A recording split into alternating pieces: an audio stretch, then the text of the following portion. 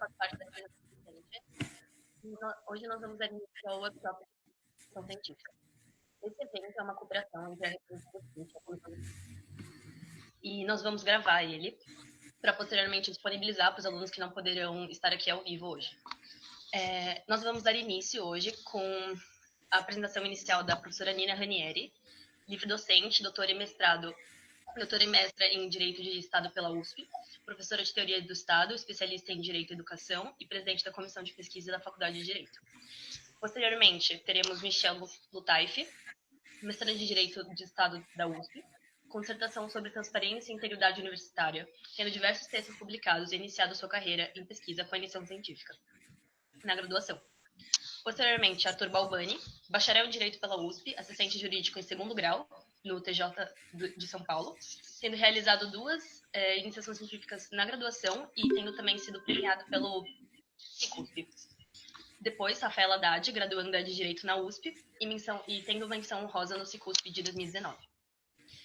Depois da exposição dos 4 convidados, nós abriremos espaço para que vocês tirem suas dúvidas. Então, por favor, podem mandando suas dúvidas e qualquer pergunta que vocês tenham para os convidados no link tine.cc/perguntas-ic. Eu vou jogar ele aqui no chat para que ninguém tenha nenhuma confusão. É isso, por favor, professora Nina. Ney, quanto tempo eu tenho? Nós previmos para a senhora de 15 a 20 minutos. Tá bom, então, olha, muito obrigada por vocês terem tido essa iniciativa de organizar o workshop, isso é importantíssimo. Como presidente da Comissão de Pesquisa da Faculdade de Direito da USP, eu realmente fico muito feliz em ver o interesse dos alunos e a disposição da representação discente, todos aqueles que organizaram, vários eu conheço, outros não conheço tanto, mas da gente poder conversar sobre iniciação científica, especialmente num ano onde as condições de pesquisa, as condições de elaboração de projeto, as condições de comunicação pessoal também ficaram muito difíceis, né? Tempos difíceis, mas vamos dar conta de enfrentar e sair do outro lado. Mas por todas essas razões, eu agradeço especialmente aos alunos que se dispuseram a organizar o workshop, divulgaram e têm me feito inúmeras perguntas e demandas, todas elas importantíssimas para pensar como seria a iniciação científica nesse ano de 2020. Então, sem me alongar nessa introdução, eu vou tentar, eu sempre sou um desastre nisso, mas eu vou tentar fazer uma apresentação aqui, já estou vendo o Arthur dando risada aqui, mas se precisar, Arthur, você me ajuda. Vou tentar apresentar aqui algumas informações básicas sobre só um minutinho, gente. Sobre a iniciação científica. Vocês estão vendo? Está dando para ver?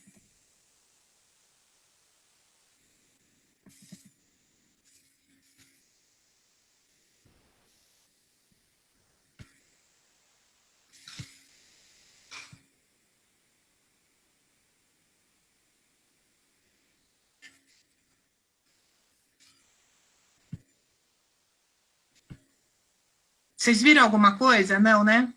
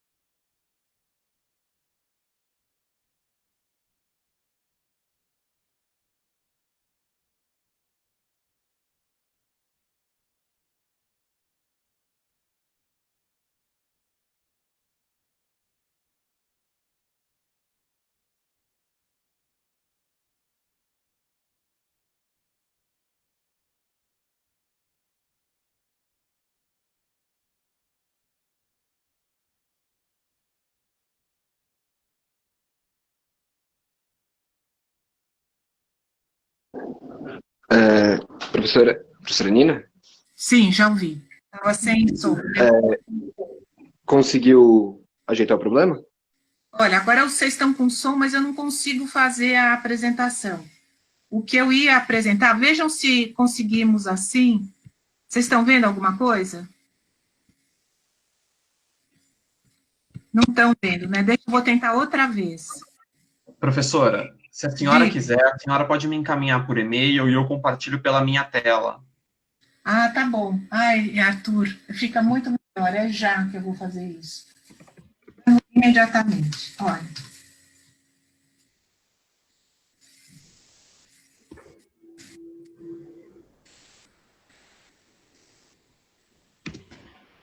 Já foi, Arthur. Mas, olha, peço desculpas a vocês, mas é sempre isso. Não consegui aprender ainda. Chegou aí? Só um momento, vou atualizar aqui. Olha, enquanto isso, novamente, para aqueles que entraram mais recentemente, esse ano de 2020 está nos pondo diversos desafios, um deles é a iniciação científica. Nós temos, como vocês sabem, dois tipos de iniciação científica. Uma com bolsa, bolsas financiadas pelas entidades de fomento, desde a FAPESP até o CNPq, e temos a modalidade sem bolsas. A regulamentação da iniciação científica com bolsas depende de cada agência de fomento e terá, portanto, regulamentação própria. Na iniciação científica sem bolsa de agência de fomento, digamos que se trata de uma iniciação científica simplificada, a regulamentação é da USP e da unidade. Vocês estão vendo aí na tela que o Arthur está compartilhando o programa de iniciação científica contemplado no seu conjunto, com as duas modalidades. Vou pedir para o Arthur descer um pouquinho aí. Isso tudo que eu estou mostrando para vocês se encontra no site da Pró-Reitoria de Pesquisa, que é a norma válida para a universidade toda. Vocês podem notar aí que existe uma regulamentação, que é a resolução 7.236 de 2016, e é essa regulamentação que nós seguimos. A deliberação de iniciação científica da Faculdade de Direito já está atualizada por essa resolução, mas não foi ainda publicada, o que nós faremos em breve. Bom, como vocês todos sabem, o objetivo da iniciação científica é estimular os alunos da graduação a produzirem de acordo com métodos científicos. O que são os métodos científicos na área de direito? Desenvolver um projeto por meio de revisão bibliográfica ou por meio de uma dissertação sobre um determinado tema, que ainda não precisa ter o nível do mestrado, mas é uma preparação para tanto. E para isso é necessário um projeto, com alguns requisitos que a gente vai analisar depois, e uma bibliografia atualizada e orientação. Também pode ser feita pesquisa empírica, o que vai requerer outro tipo de metodologia. Mas, basicamente, na área das ciências aplicadas, como é o direito, nós vamos produzir conhecimento com ou sem objetivo prático, e isso é muito importante de nós acentuarmos, e eu já vou mais para frente dizer para vocês também por quê, utilizando, repito, o método científico, isto é, um método onde as afirmações que vocês façam estejam fundamentadas em bibliografia, em jurisprudência, em dados e em informações confiáveis, todas elas produzidas cientificamente. Pedi para o Arthur descer mais um pouquinho aí a apresentação. Bom, as regras para ingresso no programa constam daquela resolução USP que eu mencionei a vocês. Basicamente, o aluno tem que ser de graduação, por evidente, e tem que encerrar a iniciação científica antes da colação de grau. Precisa ter um orientador, precisa ter o projeto, o orientador é quem vai inserir todas essas informações no sistema Atena, como nós vamos ver mais para frente também. No caso da Faculdade de Direito, como nós não fazemos pesquisas com seres humanos, não usamos animais, nesses casos não há necessidade do Comitê de Ética. Porém, se nós ingressarmos na área de biossegurança ou de direito ambiental, existem regras para a comissão de ética, e a Faculdade de Direito tem uma comissão de ética dedicada a isso, e a professora Nelisa, da comissão de pós-graduação, atualizou, juntamente com o diretor da nossa faculdade, esse comitê de ética e as regras que devem seguir. Muito bem, o projeto vai ser aprovado, avaliado, aprovado ou não pela comissão de pesquisa, e então ele vai poder ser iniciado. Como eu disse a vocês, o projeto usualmente tem duração de 12 meses, mas ele deve atender a carga horária mínima de 480 horas de atividade de pesquisa, como exige a resolução da Pró-Reitoria de Pesquisa. Pedi para o Arthur um pouco mais para frente. Descer um pouco as informações aí na tela. Estão aí as horas de iniciação. Outra exigência que é feita na iniciação científica é a entrega de relatórios semestrais. Se o projeto exceder um ano, é considerado excepcional e deverá ser solicitado pelo orientador e aprovado pela comissão de pesquisa, os relatórios devem ser apresentados a cada semestre, são relatórios semestrais. Agora, como eu disse a vocês, não é possível se encerrar uma iniciação científica após a colação de grau. O que pode ser feito após a colação de grau, excepcionalmente, mas deve ser feito por todos aqueles com projetos de iniciação científica, é a participação no Sicusp. Depois vou pedir para o Michel, para o Arthur e para todos os que participaram, vocês estão vendo aí uma pequena foto do Sicusp, é um simpósio que reúne alunos de iniciação científica, não só da USP, como de fora da USP, é uma etapa local e há outras, há uma etapa USP, mas há outras etapas também internacional, e recomendo muito que vocês já façam um projeto de iniciação, até pensando nessa apresentação, e nós temos tido aqui na Faculdade de Direito muito sucesso nessas apresentações, normalmente com prêmios. Até porque a área das ciências aplicadas, recentemente aqui vem frequentando com tanto brilho esse Sicusp, e isso tem chamado a atenção.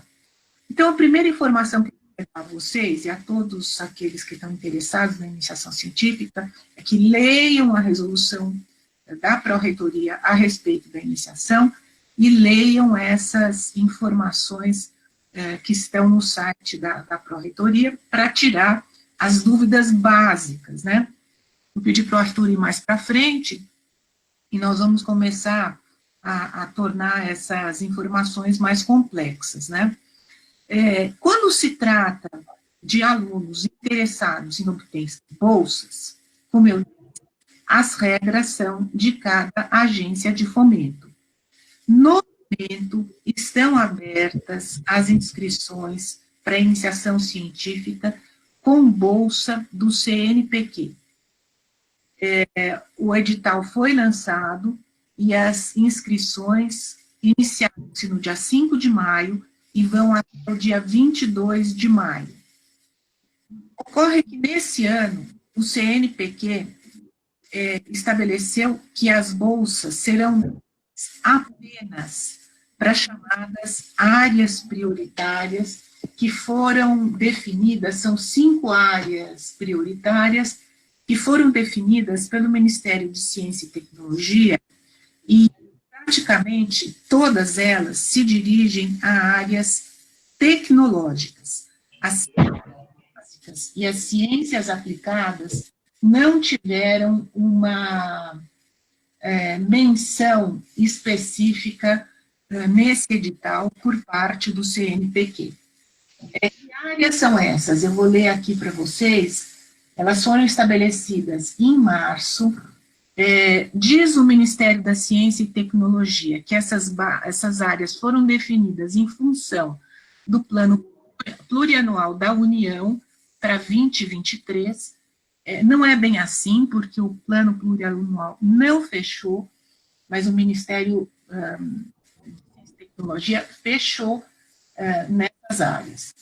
Área estratégica, que inclui áreas espacial, nuclear, ética, segurança pública e fronteira, áreas habilitadoras, incluindo inteligência artificial, internet das coisas, materiais avançados, biotecnologia e nanotecnologia, área de produção, indústria, agronegócio, comunicações, infraestrutura e serviços, área do desenvolvimento sustentável, com as subáreas de energias renováveis, bioeconomia, tratamento e reciclagem de resíduos sólidos, tratamento de poluição, desastres ambientais e preservação ambiental.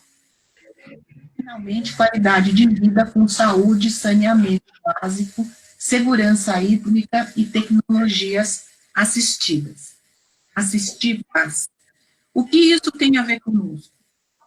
Apenas os projetos de iniciação científica na área do direito que tenham alguma conexão com alguma dessas 5 áreas é que poderão pleitear bolsas PIBIC do CNPq.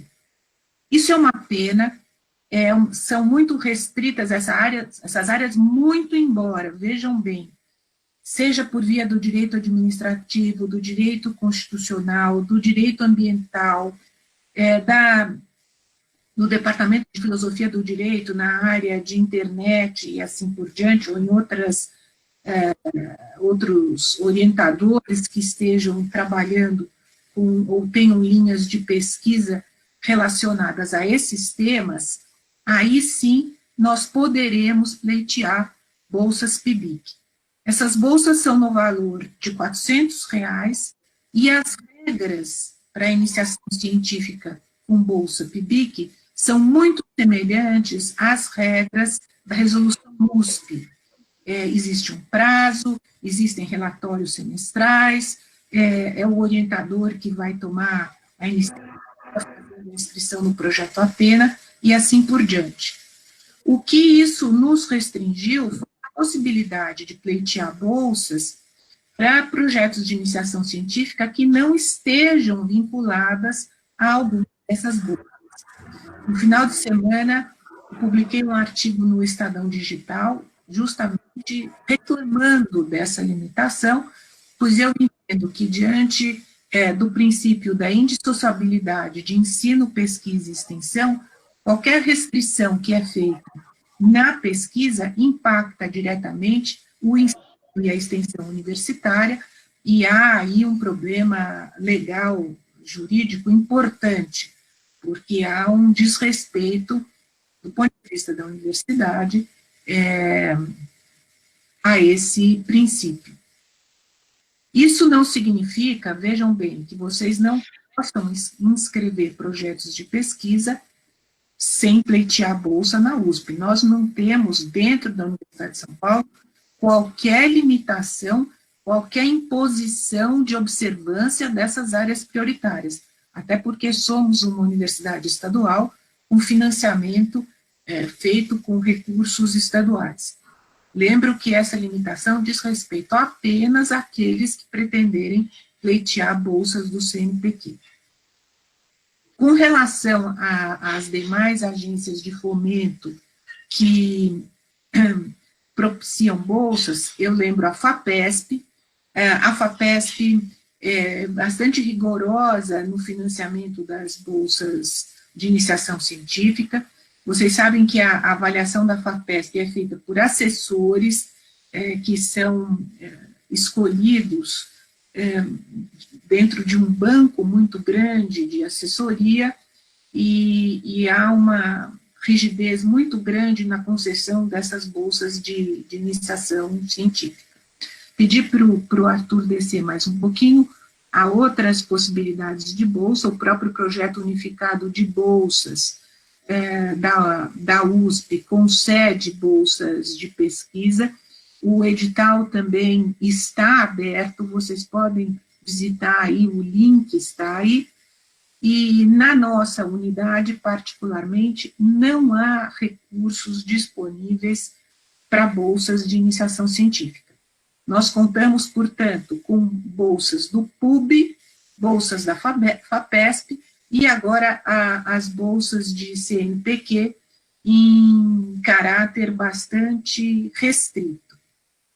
Bem, eu vou, então, encerrar agora essa apresentação genérica, lembrando que vocês têm acesso a esse material no site da Pró-Reitoria de Pesquisa da USP. E gostaria de falar para vocês, nos minutos que me restam, a respeito da iniciação científica sem bolsa no âmbito da nossa Faculdade de Direito. Em primeiro lugar, dizer para vocês que, nos últimos anos, nós vínhamos adotando o prazo das bolsas PIBIC para inscrição de novos projetos de iniciação científica na nossa faculdade por via da comissão de pesquisa. O que significa dizer que era esse prazo estabelecido pelo edital PIBIC, onde os alunos se inscreviam para bolsas, independentemente de depois não mais decidissem continuar nessa modelagem. Mas isso possibilitava já a inscrição do aluno no sistema Atena, que é o requisito básico da iniciação científica, é a inscrição no Atena. E nós vínhamos fazendo concomitantemente a inscrição do PIBIC, nos prazos do PIBIC, a inscrição dos projetos de iniciação científica, ainda que sem bolsa. Este ano, tudo mudou. E tudo vem mudando paulatinamente. Desde que nós entramos na quarentena, eu e a professora Ana Maria nos deu, temos consultado a Pró-Reitoria de Pesquisa a respeito de prazos e modos de inscrição, não só para a iniciação científica, mas também para o pós-doutorado. Isso porque, como tudo é feito pelo sistema Atena, um erro que seja feito na aposição das informações no sistema poderia prejudicar o aluno, além do que o sistema não aceita fora de prazos e assim por diante. Nós não tivemos informações a princípio. Finalmente, no final do mês de abril, tivemos uma primeira resposta que foi justamente que os relatórios para aqueles que já estão em iniciação científica poderiam ser, a qualquer tempo, inseridos no sistema Atena pelo orientador, porque foi aberta essa funcionalidade no sistema. Mas, afora isso, nós não tínhamos tido nenhuma outra informação.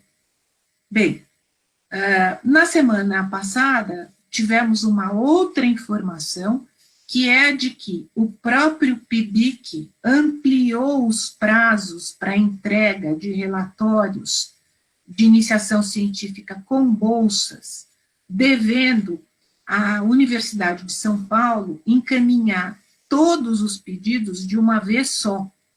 Então, eu aproveito aqui a oportunidade para dizer que aqueles alunos nossos da Faculdade de Direito com bolsas PIBIC terão mais prazo para a entrega dos seus relatórios e terão também mais prazos para encerramento da iniciação científica, respeitado o prazo de colação de grau. Com isso, hoje de manhã, conversando com a professora Ana Maria nos deu, nós decidimos propor à comissão de pesquisa, e isso depende de deliberação da comissão de pesquisa, que as iniciações científicas deste ano não se façam no prazo tradicional do PIBIC, mas que possam ser feitos a qualquer tempo, como nos faculta a resolução da Pró-Reitoria de Pesquisa. Então, repetindo a informação, até o ano passado, os projetos de iniciação científica eram inseridos no Atena no mesmo prazo do projeto PIBIC, independente de serem projetos que pleiteassem bolsas do CNPq.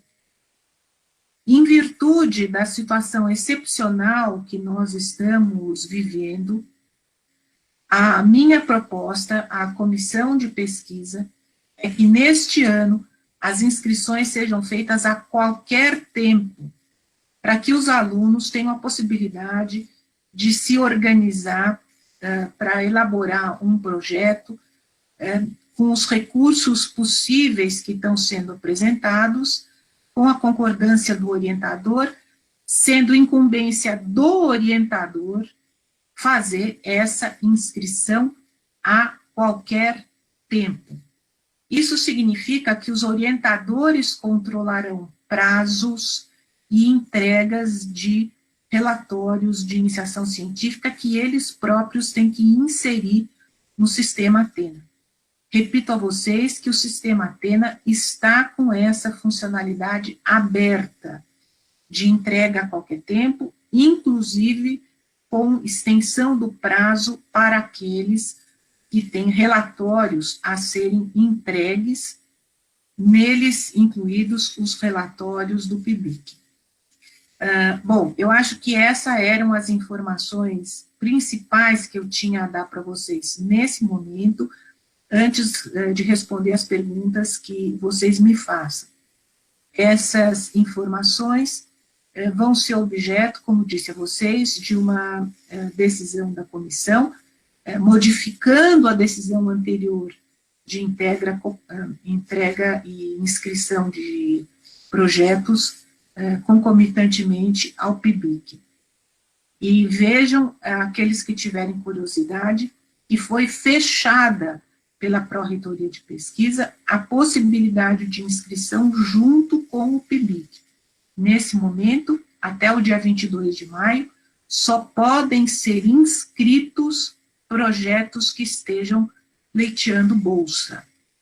Bom, então eu encerro aqui, passo a palavra para o próximo, que é justamente o Arthur, e fico à disposição de vocês para responder as perguntas ao final.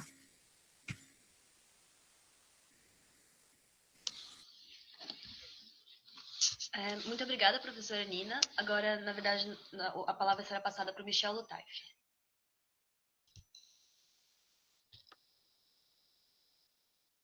Oi, tudo bem? Bom dia, pessoal. Todo mundo consegue me ouvir bem e me ver bem também? Então, tudo certo. Legal, gente. Então, estou vendo aqui que a gente está com mais de 100 pessoas. É muito bom saber disso, porque tem muitos interessados em fazer pesquisa. Isso é muito bom para a faculdade, isso é muito bom para vocês também. É muito bom para quem quer, por exemplo, seguir em pós-graduação. É muito bom para a pesquisa e para a universidade em geral. Então, eu fico muito feliz de estar aqui ajudando. Vou contar um pouco da minha experiência e depois eu vou falar especificamente sobre orientação e projeto de pesquisa, que é uma coisa que várias pessoas têm dúvida. Depois o Arthur vai falar sobre bolsas e editais, e também depois a Rafaela fala sobre o Cicusp. Tiramos dúvidas junto com a professora. Tem um link que o pessoal da RD colocou aí no chat, evento do Facebook, que é para vocês mandarem dúvidas. Podem ir mandando mesmo enquanto nós estivermos falando, que no final nós respondemos, e também se não der tempo, na apresentação, eu deixei o meu e-mail, caminhar para a RD, e depois eles passam para a gente responder a dúvida. Então eu vou colocar a minha apresentação aqui. Um minutinho.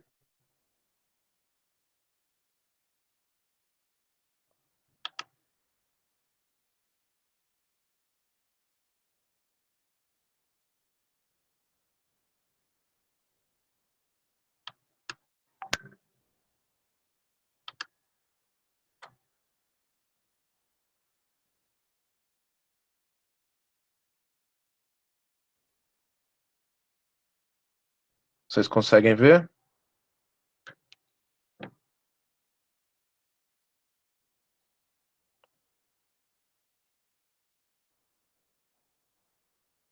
Legal. Deixa eu colocar para apresentar.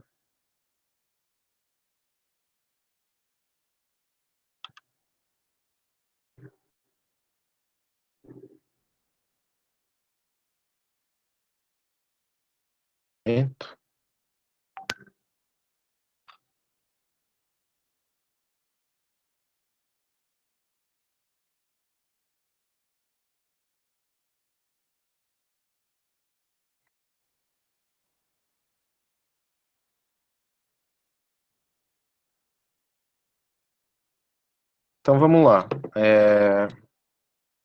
Eu tive duas experiências de iniciação científica. Uma primeira, pelo edital PIBIC mesmo, foi em 2013. A professora Nina foi a minha orientadora. Naquela época eu pesquisei em um projeto de um núcleo de pesquisas da universidade, que é o NUPS. Pesquisei projetos de lei de educação. Em 2014, com a SBDP, eu desenvolvi outra, que lá eles chamam de monografia, mas na prática é uma iniciação científica com foco em estudo jurisprudencial, em jurisdição constitucional. Ótimas experiências, eu posso dizer que as duas me incentivaram e me ajudaram muito no ingresso da pós-graduação, por exemplo, a desenvolver meu projeto lá. E hoje eu estou quase terminando o mestrado e eu, com base no que eu tive de experiência na iniciação, tudo isso. Bom, eu preparei aqui alguns campos de pesquisa para quê, né? Quais são as finalidades da pesquisa? Aprofundar num tema específico do direito, querer política pública a partir ou propor alguma solução que foi na sua pesquisa. Pode prestar uma contribuição ao direito, uma contribuição relevante, com base também no que foi obtido como resultado, de divulgação de ideias, e tem outros propósitos também. Foi se preparar para a pós-graduação, ter mais proximidade com alguns temas, com alguns professores, enfim, tem várias vantagens. Pensando que ligar a nossa universidade com a sociedade em geral, né? Então, toda a nossa pesquisa, o que nós desenvolvermos, o que nós eventualmente publicarmos, essa é uma possibilidade. Depois, o trabalho de vocês, como relatório final, ser publicado como artigo, como estudo, isso vai ser apresentado em servir de orientação para vocês que queiram seguir com o mesmo tema na pós-graduação. Importante para o desenvolvimento não só de vocês, pessoal, mas de impactos. Como é que começa, né? Essa é sempre uma dúvida muito grande. A gente ainda não tem muita clareza sobre a temática, sobre o recorte, sobre a orientação. Tá, esclarecer algumas coisas para vocês. Espero que seja útil um pouco o que eu for dizer aqui. Então, ou a gente começa com uma ideia ou algum tema de preferência, um professor da disciplina que você gosta. Eu sempre gosto de mencionar esses dois espectros. Ou você já tem ideia de algum tema, sabe o que quer pesquisar, sabe o recorte, sabe a disciplina, ou no mínimo sabe aí quer e tal. você, de preferência, gosta, que souber um tema, mas tiver vontade de pesquisar, você pode pedir ajuda para ele. Segunda alternativa, que é a alternativa do professor orientador, pouco explorada. Geralmente as pessoas não têm um tema, não sabem direito e acabam não fazendo, mas elas têm interesse, elas gostariam de pesquisar. Os professores da faculdade são super abertos para discutir isso com vocês, principalmente com alunos da graduação. É muito mais legal quando você tem o interesse de um aluno da graduação em acompanhar desde o começo, pesquisar nas linhas, querer saber os temas que você pesquisa, que você orienta. Eu acho que os professores ficam muito com essa possibilidade. Sabe algum tema de alguma matéria que te instiga, algum recorte? Você pode procurar o professor da sua disciplina favorita, o professor da matéria que você quer pesquisar. Agora está um pouco difícil por conta da pandemia, mas é possível fazer isso por e-mail, é possível marcar uma reunião virtual com ele. Professor, eu tenho algumas dúvidas, eu gosto muito da sua matéria, mas eu para pesquisar e tal. A orientação abrange tudo isso, abrange desde apresentar para o professor dicas, te ajudar no recorte, ou como você chegar e falar nada, eu só estou muito interessado, eu gosto desse tema, mas eu não sei que polêmica tem acerca disso, investigar quais são os posicionamentos dos tribunais sobre essa questão, e ele vai te ajudar. E eu, por experiência própria, isso. Os meus orientadores sempre estiveram muito abertos a projetos, muitas vezes tivesse muita clareza sobre o meu tema temático, sobre a metodologia que eu ia empregar. Vamos lá. Tem um tema definido, discutido com o orientador, tema definido, mas você procurou o seu orientador para se informar sobre isso, você vai elaborar o seu projeto. Alguns elementos obrigatórios para os projetos de pesquisa, tanto para a iniciação científica, de laurea, quanto para a graduação e para todos os projetos de pesquisa que vocês forem elaborar. Então, ele é muito incipiente, não precisa ser nada aprofundado, que ele esteja ido com recortado e bem delimitado. Então, objeto, justificativa, metodologia, cronograma e bibliografia. Vocês possam transformar esses elementos obrigatoriamente. Assunto do projeto de vocês. O que vocês vão pesquisar, o que vocês vão investigar, de que matéria, que grande área do direito.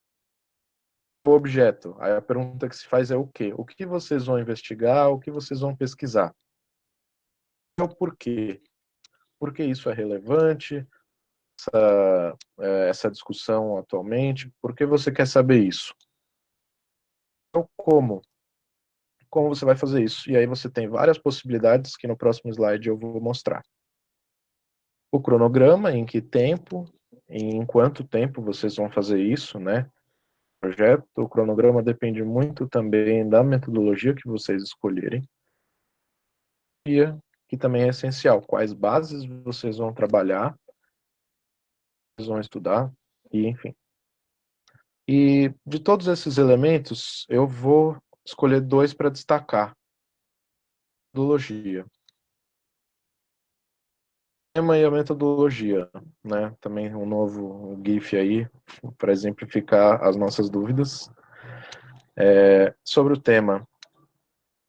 Como eu posso ajudar vocês com o tema? Basicamente, primeiro de tudo eu pergunto, qual é a matéria preferida de vocês?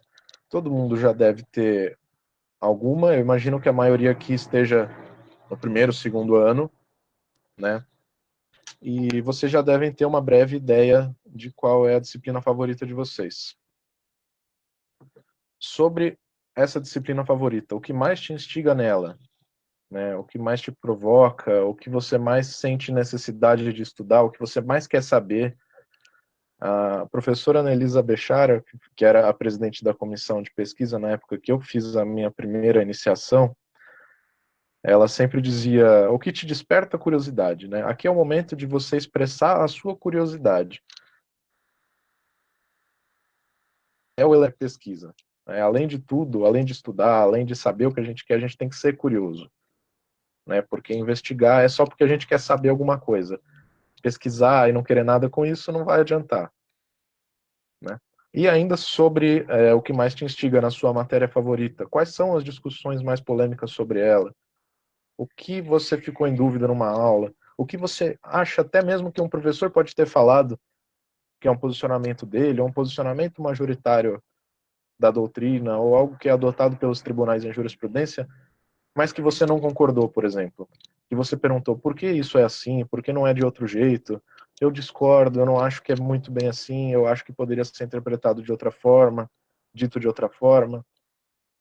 Enfim.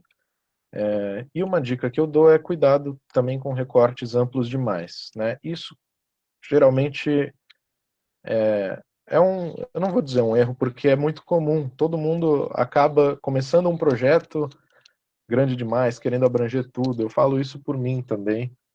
E aí você tem que recortar e falar, não, não dá para fazer tudo isso, eu tenho que escolher algum recorte temporal, ou um recorte metodológico, ou trabalhar só com algumas doutrinas, né? Só o mundo. Mas dá para a gente delimitar bem e até mesmo descobrir algumas tendências do que a gente quer com base em recortes um pouco menores, apesar de não ser o que nós queremos. Mas aí também está um papel fundamental do orientador para vocês. Ele vai auxiliar vocês com a questão do recorte temático. E a metodologia, né? A metodologia é basicamente qual é a sua pergunta-chave e como você vai encontrar respostas para ela. Que caminho você vai percorrer para chegar na sua resposta final? Como a professora Nina mencionou, temos aí aquele velho método científico, né? Você tem a hipótese, você tem a sua metodologia e você tem a sua conclusão. Você vai traçar uma hipótese, você vai elencar alguma pergunta-chave e ela pode ter subperguntas para te ajudar e você vai ter que traçar um caminho para isso. Então eu vou dar o meu exemplo. Lá em 2013, eu queria saber como era a deliberação do Congresso Nacional sobre os projetos de lei de educação. Né? Então, primeiro eu tive dificuldade com o tema. A professora Nina me ajudou a delimitar. Depois eu tive dificuldade com a minha metodologia, né? Porque eu não conseguiria fazer de todos os projetos de lei de educação do Brasil inteiro desde que a República foi fundada até o ano que eu estava pesquisando, que era 2013. Então eu escolhi um recorte temporal. Eu fiz de 1995 a 2010. Depois eu tive que traçar um caminho para isso. Então, para pesquisar como o Congresso Nacional legislava sobre educação, eu tive que estudar. Essa era a minha pergunta principal. E as minhas subperguntas eram como funciona o processo legislativo,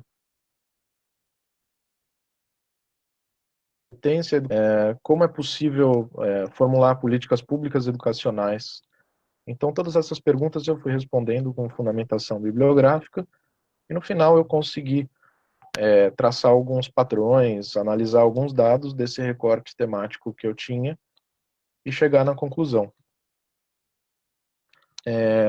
Ali a segunda dica da metodologia. Eu vou coletar algum material, vocês precisam o que você dá. Se vocês vão trabalhar apenas com bibliografia, então vocês vão selecionar a maior quantidade possível de livros e de artigos sobre aquele tema para analisar posicionamentos doutrinários, ou mesmo para só formar sua base bibliográfica, sua base teórica. Você pode pesquisar só jurisprudência, ou misturar, né, fazer uma parte jurisprudencial, trabalhar só com pesquisa empírica, estudando só acórdãos de tribunais e outros tipos de dados, e o material de vocês na metodologia e explicar como vocês vão usar esse material. E ali a terceira pergunta, que é mais uma dica, né? Elas não acabam aqui, tem muitas outras, mas é que bases teóricas você vai precisar traçar para avaliar quais conceitos e, enfim, chegar nessa conclusão sobre qual metodologia se aplica melhor ao tema que você escolheu. E vale dizer aqui que para um mesmo tema você pode ter várias metodologias, né?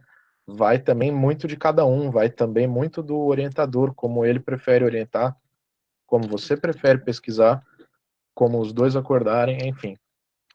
E metodologias diferentes também podem levar a conclusões diferentes no trabalho. Isso muda tudo. Por mais que o tema e o material sejam os mesmos, a metodologia diferente pode implicar em resultados diferentes, mas isso faz parte da pesquisa. E com a metodologia tal, você chegou a tal conclusão. Com outro tema e com outra metodologia, você chegou a uma outra. Né? E aqui embaixo tem dicas de alguns livros de metodologia.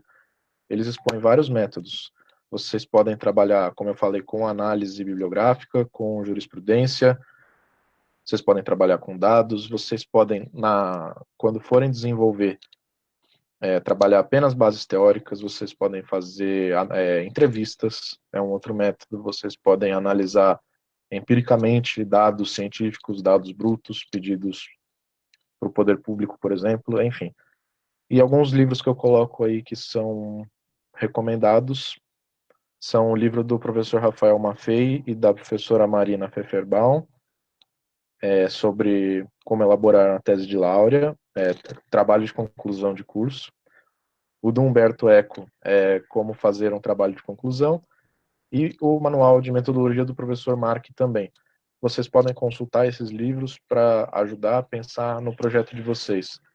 Eles basicamente resumem todas as possibilidades que vocês têm, e um bom livro de metodologia vai ajudar muito vocês a elaborar o projeto.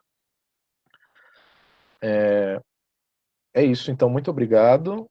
O meu e-mail está aí disponível para quem quiser mandar perguntas ou manter o contato.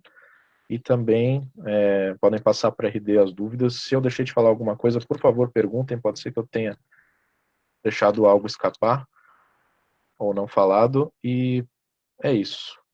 Michel, o pessoal Muito obrigado. falou que não conseguiu ler as referências bibliográficas que você colocou no slide, que cortou. Ah, tá. Eu acho que é porque está com esse negócio aqui do Google Meets, né? Deixa eu botar aqui, ó. Vocês estão vendo agora? Opa, deixa eu descer um pouquinho. Aqui, ó, esses. Eu posso mandar o PowerPoint também para a RD e daí vocês disponibilizam, pode ser? Sei que não tem muita coisa, mas enfim, pode ser que alguma coisa ajude aqui o pessoal. Certo?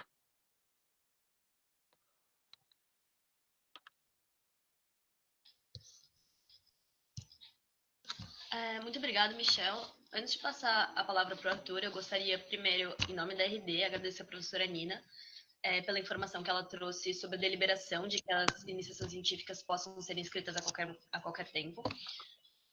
Nós que somos da RD já vínhamos há algum tempo dialogando com a professora, expondo essa preocupação dos alunos com o prazo, por causa da dificuldade de falar com o orientador e conseguir material em plena quarentena. E essa informação que ela trouxe seria realmente a solução que todos esperávamos. Muito obrigada, professora. E agora o Arthur, por favor. Todos me escutam? Bom, eu vou falar com vocês agora sobre uma parte de editais e bolsas, mas antes propriamente de eu entrar nesse tema, eu vou fazer igual o Michel fez, vou falar um pouco como foi minha experiência com iniciação científica. Eu brinco que eu e o Michel, a gente tem uma série de coincidências em termos de pesquisa. Primeiro, porque a gente teve a mesma orientadora, tanto eu quanto o Michel fomos orientandos da professora Nina Ranieri, e fizemos 2 iniciações científicas, o Michel fez pela SPDP, eu fiz uma outra pela faculdade, e em algum momento nós 2 estudamos processo legislativo. Então, várias coincidências, e minha experiência não poderia ter sido melhor de iniciação científica. Eu tive aula com a professora Nina desde o primeiro semestre da faculdade, ela foi minha primeira orientadora na graduação. Eu brinco que menos de um mês de aula, eu cheguei com 500 mil dúvidas sobre pesquisa para falar com a professora, e ela sempre foi muito receptiva. Essa questão da abertura com o orientador, de você ir atrás do tema, e mesmo se você não tiver um tema fechado, você falar, procurar um orientador, falar, eu preciso de uma orientação, ou estou pensando nesse tema, o que você acha, foi algo que para mim foi muito importante. No início eu queria estudar soberania a partir das resoluções da ONU. No fim, eu acabei estudando como que a produção acadêmica da Faculdade de Direito analisa os impactos da globalização na soberania do Estado. Foi a primeira iniciação científica, foi premiada no Cicusp de 2016. E eu digo que o tema, eu não nasci com esse tema pronto, eu nunca iria ter pensado nesse tema, e a professora Nina auxiliou demais na montagem do projeto, na identificação da melhor metodologia para se fazer o trabalho. E eu acho que esse ponto é um ponto que é importante para todos vocês, porque quando a gente vai falar de iniciação científica de uma forma geral, e algo que na pós também a gente vê a mesma coisa, mas iniciação científica acaba sendo mais importante, esse contato entre o orientando e o orientador, ele é muito importante, ele vai ajudar você a ter bases, porque no começo a gente não consegue caminhar pelas próprias pernas, a gente tem uma série de desconhecimento de metodologia, a gente não sabe qual é o melhor caminho a ser seguido, e o contato com o orientador, a realização de pesquisas, não só de uma, mas de pesquisas em sequência, acaba possibilitando a gente ter esse meio de conseguir no futuro, com o passar do tempo, desenvolver as pesquisas por conta própria. Então, eu vou falar, isso é a primeira IC, a minha segunda IC, essa primeira foi sem bolsa, eu brinco com a professora Arina, que foi um episódio interessante, porque eu pleitei bolsa FAPESP 2 vezes, tanto nessa primeira IC, que foi negada, como na segunda.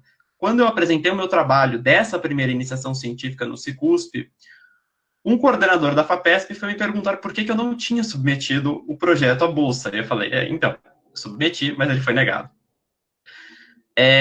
Mas, quando eu fiz a segunda iniciação científica, já em outra área, eu saí da teoria do Estado, fui para o direito constitucional, eu fui estudar regimento interno da Câmara dos Deputados, já com o professor Elivaldo da Silva Ramos, um dos titulares de direito constitucional, e esse projeto eu mandei novamente para a FAPESP, esse foi aprovado, e aí eu fui entender um pouco como que funciona a dinâmica da bolsa da FAPESP, e principalmente o que eles buscam quando você submete um projeto. Então eu vou falar, a professora Nina já falou muito bem de editais e bolsas, eu vou dar uma passada geral, comparando as duas principais bolsas, o PIBIC e o CNPq, com a FAPESP. A gente assume aqui que o que a gente está vivendo hoje é uma situação muito excepcional. Nunca antes você tinha essa restrição das bolsas do CNPq. Então, era uma situação que tanto o PIBIC quanto a FAPESP eram duas opções viáveis a todo mundo, com algumas diferenças muito notórias. O PIBIC, você sempre teve um número de bolsas que era limitado, né, por cada unidade da USP, você sempre teve um prazo delimitado de inscrição, que é aquele prazo constante em edital. Aí, tanto o PIBIC quanto a FAPESP admitem renovação, mas são situações excepcionais. O ideal é que você conclua o projeto em 1 ano, podendo, no caso da FAPESP, eu não sei no caso do CNPq como isso funciona, mas na FAPESP você pode fazer o projeto em menos de 1 ano. Aí você receberia a bolsa só equivalente aos meses trabalhados, previdente, e aí teria alguma adequação nos prazos. Mas, idealmente, a pesquisa é para ser desenvolvida em 1 ano. A seleção no PIBIC, se ela, por um lado, é feita pelas comissões de pesquisa das unidades, na FAPESP a gente tem uma dificuldade adicional, que é a seleção feita por um parecerista externo. Então, pessoas que muitas vezes... Você não vai conhecer o parecerista, ele é anônimo. Muitas vezes... É possível que o parecerista tenha uma ideia conflitante com a sua, ainda que ele estude o mesmo tema. Isso não vai ser um problema. O que o parecerista vai buscar, realmente, é a execuibilidade do projeto e a qualidade do projeto. E ao final dos resultados da pesquisa. A FAPESP também não exige que você apresente o seu trabalho no Cicusp ou em eventos acadêmicos, ainda que isso seja extremamente necessário, seja interessante para fins de obtenção de maior conhecimento, para realização de networking. Eu brinco que grandes amizades que eu tenho até hoje, uma amiga minha que atualmente trabalha como consultora no Senado, ela apresentou o Cicusp comigo em 2016, se tornou uma grande amiga. Eu fui apresentar trabalhos em outras faculdades pelos contatos que eu tive no Cicusp, nesses eventos. Então, é muito interessante. Acaba abrindo muitas portas, não só para a divulgação do seu trabalho, mas para que você conheça também o que as outras pessoas pensam sobre o assunto e, eventualmente, você promova uma reflexão, uma nova reflexão sobre o seu tema. Então, o que a FAPESP busca quando ela analisa o trabalho, e isso eu extraio do parecer que eles dão quando você submete, eles vão analisar o que eles chamam de análise geral da proposta. Então, que é composta por 4 pontos principais.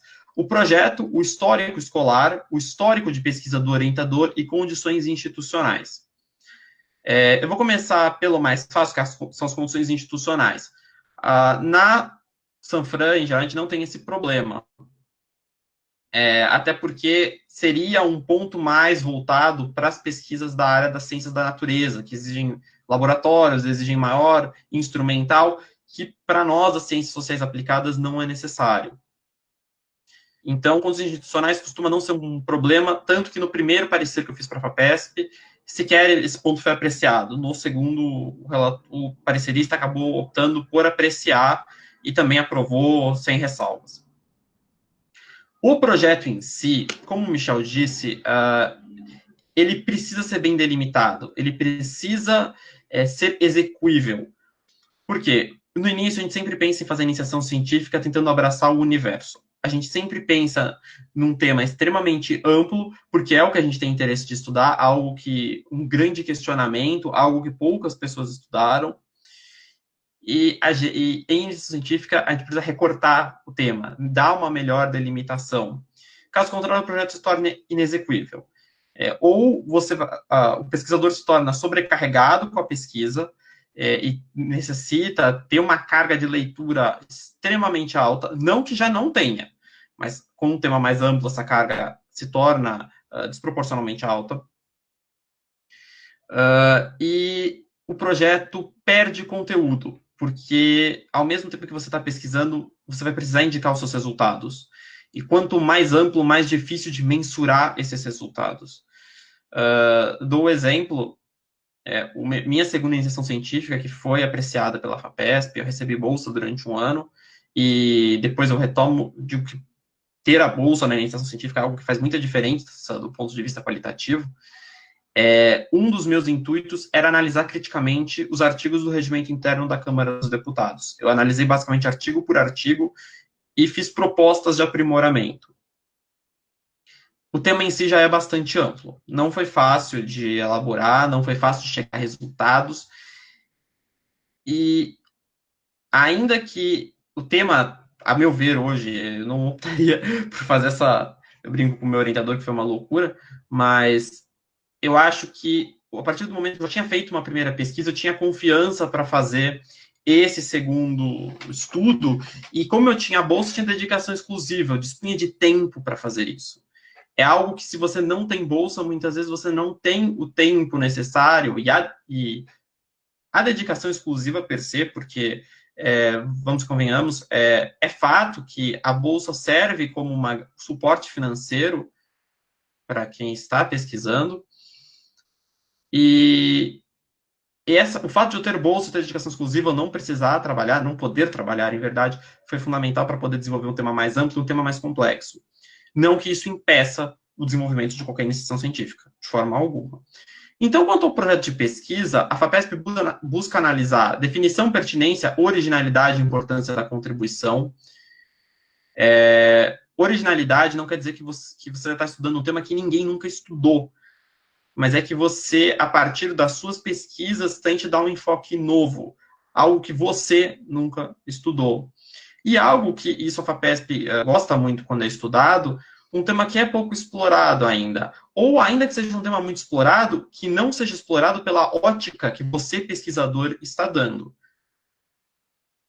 Minha primeira iniciação científica foi muito elogiada na época, porque ninguém tinha analisado soberania e globalização, que é um tema que praticamente todos os autores de teoria do Estado e de ciência política analisam nos dias de hoje. Ninguém nunca tinha estudado a partir da ótica da produção acadêmica de uma faculdade, de como que a academia reflete esses estudos, reflete essa influência mútua que a globalização e a soberania têm.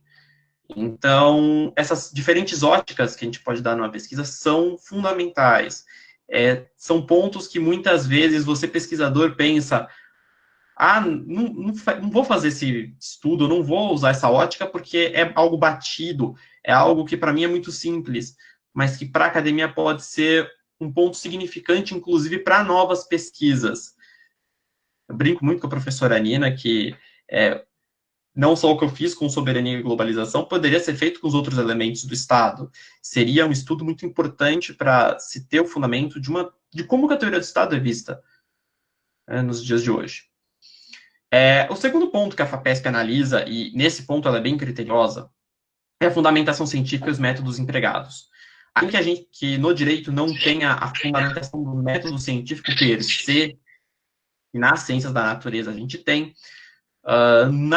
no direito, eles exigem que você apresente fundamentos de ordem bibliográfica, que você, pelo menos no projeto, faça uma revisão bibliográfica suficiente a indicar por que o seu tema é pertinente e, partindo desse recorte que você fez, como que você vai desenvolver os seus estudos. Tudo tendo em vista o ponto subsequente, que é a adequação e viabilidade de execução. E isso é um ponto que eu bato muito na tecla, porque meu orientador, professor Elivaldo, ele sempre comentou isso, ele é parecerista da FAPESP, e ele sempre comenta comigo, comentou com os orientandos, que muitas vezes o projeto ele é muito bom, mas ele não é execuível em 1 ano. Seria um projeto que o pesquisador poderia fazer em 2, 3 anos, fazer uma pós-graduação, mas que para nível de iniciação científica ele não é um projeto execuível, e muitas vezes por isso o projeto é reprovado. Então, a execuibilidade é um ponto que, quando vocês forem fazer projetos para submeter para a bolsa, seja PIBIC, seja FAPESP, seja para iniciação científica sem bolsa também, a execuibilidade ela é o ponto-chave. É ela que vai nortear, sobremaneira, se você vai conseguir ter resultados exitosos ou não na sua pesquisa. A FAPESP também analisa histórico escolar e acadêmico. E algo que eu acho muito interessante é que, quando ela analisa histórico escolar, ela não se furta a analisar média ponderada, desempenho em disciplinas ligadas a IC, isso ela analisa como histórico. E ela considera importante, mas em um peso menor do que o histórico acadêmico, que é a participação do aluno em outros projetos de pesquisa, se esse aluno já teve bolsas anteriores, não só da FAPESP, mas às vezes da própria faculdade, se a pessoa publicou artigos, se a pessoa foi premiada, se a pessoa participou de extensões, se participou de monitorias, o envolvimento do pesquisador com o meio acadêmico. A FAPESP dá muito peso nisso. Deu para perceber no relatório que eles fizeram do meu projeto que foi um ponto diferenciado, que deu um grande destaque e foi um ponto diferencial. Então, é algo que vale o empenho. De pesquisa do orientador é algo que é mais particular do orientador, e eles também não costumam dar um peso maior do que o histórico escolar e acadêmico, mas o foco é que o orientador consiga mostrar, principalmente pelo currículo Lattes, que ele se adequa à linha de pesquisa que o orientando está estudando. E aí eu coloco os critérios que a FAPESP usa para avaliar o trabalho, que vai ser se a etapa foi cumprida, o programa de trabalho, ou seja, se o pesquisador vai conseguir cumprir aquilo que está sendo previsto no projeto inicial e depois nos relatórios intermediários e finais, se o projeto evolui de maneira adequada e se o prazo é suficiente, porque muitas vezes o que foi pensado no projeto, no curso da pesquisa, se torna inexequível ou se torna muito difícil por uma série de obstáculos naturais à pesquisa.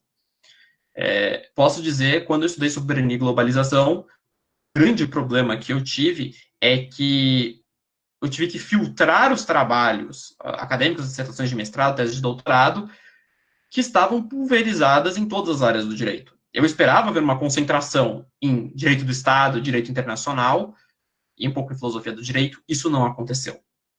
Houve uma pulverização em diferentes áreas, incluindo o direito penal, incluindo o direito civil, e foi necessário eu proceder a um outro método de análise, eu analisar mais criteriosamente todos esses trabalhos. Então, foi um obstáculo e é algo que, no relatório, é importante ser honesto. O pesquisador precisa, em face de dificuldades, reconhecer que, às vezes, o caminho que ele adotou no projeto de início, que não é algo vinculante, não é o mais adequado. E, por fim, o relatório, evidentemente, vai analisar os resultados obtidos na pesquisa. E é possível que você chegue numa resposta inconclusiva e que demande pesquisas subsequentes. E isso não é demérito algum na pesquisa. Mostra que você promoveu uma reflexão e mostra que o problema, muitas vezes, é maior do que a maior parte das pessoas pensa. Então, você não precisa chegar numa resposta, só que é necessário indicar o caminho que você percorreu até chegar naquela conclusão, que pode ser uma não conclusão. E aí, iniciação científica sem bolsa, eu vou só falar de um ponto, que é o que eu falo do mito da compatibilidade do estágio. Eu comentava isso com o Luca alguns dias atrás. Muita gente pergunta, é possível fazer estágio e iniciação científica ao mesmo tempo? Depende. Eu estagiei em órgão público, só fiz estágios em órgãos públicos e fiz pesquisa. Ainda que eu tenha estagiado em órgão público, o meu estágio no Tribunal de Justiça, por condições muito peculiares, eu vejo que eu não conseguiria compatibilizar o estágio com a ação científica. Por quê? Porque o que eu trabalhava não era necessariamente o que eu estava estudando.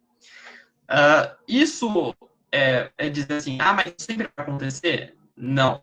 Tem várias condições peculiares ao meu estágio, que foi algo muito sui generis. Ainda que seja estágio público, mas o que eu quero dizer não necessariamente a pessoa vai conseguir estagiar e fazer a pesquisa, os dois com plena qualidade.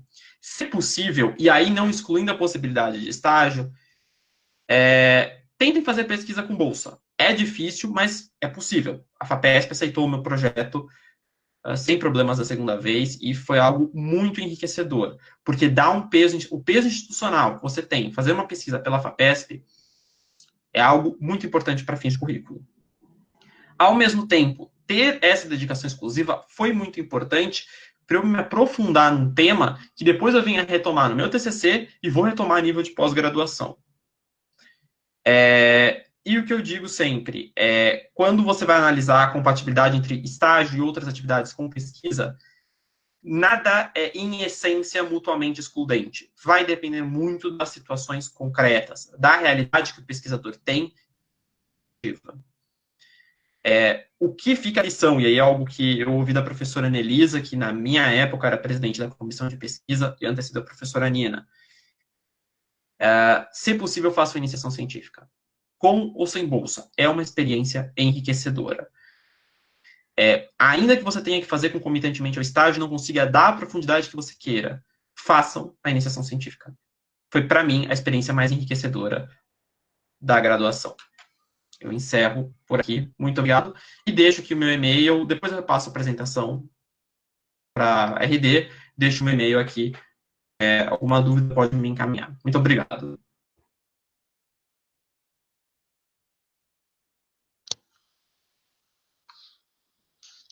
Muito obrigada, Arthur. Agora vamos passar a palavra para a Rafaela Haddad. Oi, gente, tudo bem? Vocês conseguem me ouvir? Sim. Beleza. Bom, eu entrei aqui mais para o fim para compartilhar um pouco da minha história pessoal com a iniciação científica. O Arthur falou bastante da questão das bolsas, dessa oportunidade de conseguir um auxílio financeiro durante a pesquisa, e eu vou seguir um pouco no sentido contrário, porque eu fiz a minha iniciação científica sem bolsa. Eu não tinha esse desejo, assim, em específico de conseguir a bolsa, era muito mais realmente de ter a oportunidade de seguir com a minha pesquisa, porque eu tinha vontade de estagiar. Então, talvez alguns se identifiquem um pouco comigo, de você ficar nessa corda bamba, de deixar para estagiar depois, e querer também conhecer muitas áreas dentro da experiência de estágio, então querer já se antever em relação a isso, mas, ao mesmo tempo, ter essa vontade de seguir na parte acadêmica, de empreender uma pesquisa, e tentar conciliar aí essas duas coisas. Eu sei que é uma coisa complicada, eu concordo com o que o Arthur falou, mas eu vou compartilhar um pouco minha experiência de uma pessoa que estagiou em escritório durante grande parte aí da minha iniciação científica. Bom, outra peculiaridade da minha experiência é que eu queria fugir um pouco do direito. Eu não sei se algumas pessoas têm essa vontade, mas eu queria pesquisar coisas que me instigassem, e eu acho que isso foi um ponto muito forte dentro desse período que eu fiz a pesquisa, porque como eu pesquisava um tema que me instigava muito, o tempo que eu tinha para me dedicar a ele era um tempo era muito motivador para mim, não me cansava, assim, porque fugia muito de tudo que eu estava vendo na faculdade. Para ser mais específica, eu tive a ideia do meu tema de iniciação científica quando eu fiz uma matéria fora da Sanfran, foi no Instituto de Psicologia, uma matéria chamada Psicologia da Morte. O tema é um pouco engraçado.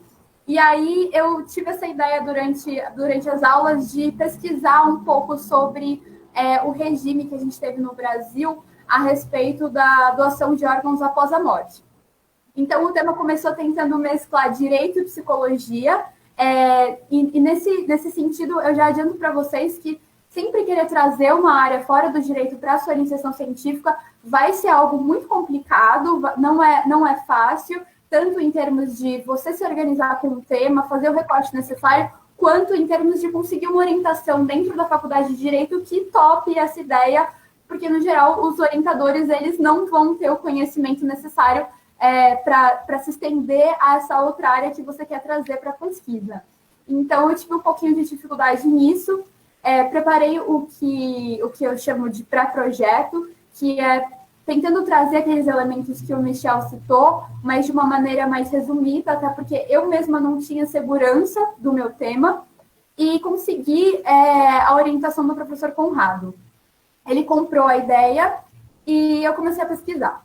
Bom, nesse meio tempo, entre submeter o projeto e esperar, né, a aprovação, acho que isso dá ali quase 2 meses, eu comecei a pesquisar mais a fundo, e aos poucos eu fui percebendo que seria muito difícil assumir uma pesquisa dentro dessas duas áreas, principalmente em termos de bibliografia, porque o passo que eu teria que dar para a pesquisa dentro da psicologia, que era a área que eu queria aproximar, ele era muito maior do que o passo que eu precisaria dar no direito, com o qual eu já tinha uma certa proximidade, né? E aí, uma outra coisa que eu aproveito para falar aqui para vocês é que, muito possivelmente, e não tenham medo disso quando vocês vão submeter o projeto, essa ideia ela não vai vincular vocês até o parecer final.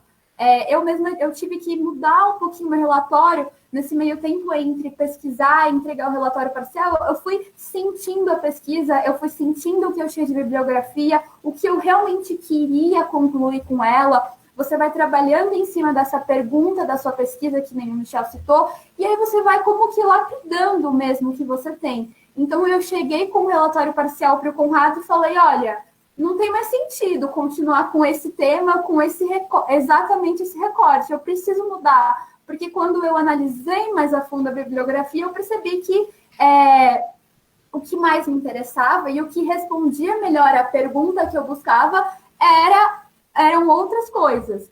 Não exatamente toda aquela abordagem que eu queria trazer da psicologia para dentro da pesquisa. Então, eu acho que esse é um receio que eu tinha, e acredito que muitas pessoas têm também, de se vincular completamente ao projeto quando você submete. E eu acho que sempre em contato com o seu orientador, em discussão com ele, e nunca deixando de manter uma certa constância, né, nessa postura de pesquisar e de ler, você consegue sim, com um parecer parcial, que a gente fala, o relatório parcial que você entrega, ter uma noção uma noção reformada daquele projeto. Até porque acho que quando a gente faz a iniciação científica, muito no começo da graduação, a gente não tem essa maturidade de fazer um recorte ideal, de chegar a um recorte bibliográfico também, não só temático ideal. Então, é algo que você vai amadurecendo só quando você realmente começa a pesquisar. E também acredito que não temos muito tempo antes, né, de apresentar o projeto para o orientador para pesquisar, porque, enfim, você está ali começando a descobrir o seu tema. Então, eu acho que, nesse sentido, eu quero transmitir uma certa segurança para quem não tem certeza do projeto que está apresentando e dizer agora mais sobre a questão de como se deu a minha pesquisa e conciliando com o estágio. Eu apresentei, então, o meu projeto de iniciação científica, ele foi aprovado e eu comecei ele sem bolsa. Eu já estava estagiando desde o começo do ano, a gente apresenta no meio do ano, no escritório. O meu estágio ele era bastante tranquilo, assim, eu não tenho nada que criticar. Isso foi muito importante para conseguir levar a pesquisa durante esses 6 meses em que eu estagiava e fazia a pesquisa. E de novo, é importante que eu não acho que fazer um estágio exclua a possibilidade de você fazer uma pesquisa e uma pesquisa boa, mas é importante sim que vocês estejam num estágio que respeite a saúde mental de vocês, né? Porque às vezes isso não acontece. Então, acho que é um ponto fundamental, sim. No meu caso, isso acontecia e isso foi muito importante. Porque dentro do meu estágio, eu tinha, inclusive, um advogado que me ajudava na pesquisa. Ele indicou várias bibliografias que eu usei depois. Enfim, eu podia conversar. Então, até lá dentro, eu tinha um ponto de equilíbrio e de conforto nesse sentido, de continuar levando a pesquisa à tona. No final daquele ano, eu saí do estágio, porque eu fui fazer uma viagem por conta de uma bolsa, e aí foi muito importante nesse período de férias não estagiar, porque eu consegui realmente me dedicar mais à produção mesmo do relatório parcial, que eu entregaria ali no início do ano, né, do ano seguinte, que foi o ano de 2019. E aí foi muito importante, sim. Então, nesse ponto, eu coloco que se vocês tem essa intenção de estagiar e de fazer uma pesquisa de iniciação científica, tentem conciliar, não só com um estágio que respeite a saúde mental de vocês, mas, assim, tentem tirar um período também do estágio para se dedicar inteiramente, exclusivamente à pesquisa, porque é uma experiência muito gratificante, você ter essa disponibilidade 100%, você se permite ter uma intimidade com a sua pesquisa maior, né? O professor Menezes, ele me ajudou muito também na pesquisa, e ele sempre falava, olha, tem horas que você vai odiar a sua pesquisa. Você vai querer jogar tudo pro alto, falar, isso aqui tá uma merda, eu desisto. Porque você é a pessoa que mais conhece a sua pesquisa. Então você vai enjoar, você vai se apaixonar por ela de novo, você vai ter a oportunidade de odiá-la novamente. Então, ter essa oportunidade de se aproximar o quanto possível da sua pesquisa é importantíssima. E nisso eu aponto também pelo fato de que eu, fazendo estágio durante a pesquisa, eu tentei me organizar no sentido de não pegar tantas matérias, assim, não tranquei nada, mas não peguei muitas optativas, e também tentei dar uma pausa nas extensões aí, porque quanto mais tempo você tiver, mesmo que você esteja enjoado da sua pesquisa, você vai poder se dedicar à sua saúde mental, enfim, vai poder descansar um pouco aí com o estágio e com a pesquisa, acho que é bem importante. Outra coisa que eu coloco, que eu falei para vocês agora, o professor Menezes, ele me ajudou muito também durante a minha IC. E eu acho isso interessante porque eu tive uma experiência diferente de ter contato praticamente com 2 orientadores. E aí eu falo para vocês um conselho de que não se prendam também ao seu orientador. Muitas vezes ele pode estar envolvido com muitas atividades de pesquisa, com trabalho, com aula, e é muito interessante você ouvir o ponto de vista de outros professores daquele mesmo departamento em que você faz a iniciação científica. Então, para mim, foi uma experiência maravilhosa e fundamental para a qualidade da minha pesquisa. Tentar buscar a opinião de outros professores, conversar, marcar reunião mesmo, e sempre, claro, deixando o caminho aberto para o meu orientador oficialmente opinar sobre a pesquisa, sempre mantendo discussões com ele, mas, assim, se abrir para para outros professores, para outras opiniões de pessoas que entendem não exatamente do assunto, mas da questão da pesquisa acadêmica em si. Por fim, eu queria, assim, continuando um pouquinho da minha experiência, eu estagiei aí por esses 6 meses iniciais da iniciação científica, e aí eu fiz uma pausa durante o período de férias e cheguei, entreguei o meu relatório parcial e pensei, bom, eu estou gostando da pesquisa, eu quero que isso vá para frente, então eu não vou estagiar nesse segundo semestre. Eu acabei não estagiando num estágio normal, mas fiz um estágio no DJ, o que também acabava tomando um pouco do meu tempo, mas preferi realmente parar um pouquinho para me dedicar mais à pesquisa. E foi muito importante, sim. Eu não acho que seria inviável entregar a pesquisa se eu continuasse estagiando, de novo, num ambiente em que fosse respeitado todas as questões do estágio, mas foi muito importante ter feito essa pausa para respeitar o meu tempo também. Eu acho que uma coisa legal, quando você faz a iniciação científica, você vê aquela quantidade de horas que você tem que cumprir e você fica, meu Deus do céu, não dá, não é possível, é muito tempo, ainda que seja um ano. E aí você pensa assim, eu comecei a iniciação científica, passou um mês, eu não tinha feito quase nada, eu pensei, meu Deus, já passou um mês, eu não fiz nada. Então, você tem que respeitar o seu tempo também nesse sentido, de que vão ter momentos em que você vai produzir muito, você vai todo dia ficar horas ali em cima da sua pesquisa. Vão ter momentos que você vai precisar respirar, que você não vai conseguir produzir nada. Às vezes você fica horas, escreve uma frase, um parágrafo. Eu acho que é importante também vocês terem isso em mente para não se cobrar tanto no sentido de ser 100% produtivo. Principalmente aí nessa época de quarentena, que tem muita gente em casa, eu vou começar uma iniciação científica porque eu preciso fazer alguma coisa, eu estou parada. Enfim, acho que é bem importante vocês respeitarem o tempo de vocês, o amadurecimento de vocês na pesquisa, porque também se apressar muito em produzir alguma coisa vai acabar passando por cima de várias fases que você tem que seguir dentro da iniciação científica, de se descobrir, de descobrir sobre bibliografia, descobrir uma metodologia ideal, lapidar a sua pergunta, enfim. E aí, por fim, eu voltei a estagiar perto da data de entrega do relatório final, e foi um período mais conturbado, mas consegui finalmente entregar meu relatório final. E aí eu queria compartilhar com vocês, nesses últimos momentos, a experiência que eu tive com a submissão do meu relatório final. Quando você termina a sua pesquisa, você precisa submetê-lo na plataforma, o seu orientador, quem faz isso, para que você receba os créditos referentes à pesquisa, né? São 8 créditos, 4 por semestre. E aí, todas as pessoas que submetem um relatório de iniciação científica, elas precisam apresentar aquela pesquisa. Então, você vai receber você vai receber uma lista no seu e-mail, que vai estar lá colocando um horário em que você vai se apresentar. Essas apresentações, elas são... Tchau, professora Nina, muito obrigada pela participação, aproveitando aqui que ela mandou. Você submete, então, esse projeto e é marcado uma data para você apresentá-lo. Essa apresentação, ela vai ser feita... será que ela quer falar? Quer falar um tchau? Certo. Ela vai ser feita para pós-graduandos daquele departamento em que você fez a IC. Então, você vai lá, você prepara uns slides e você faz essa apresentação.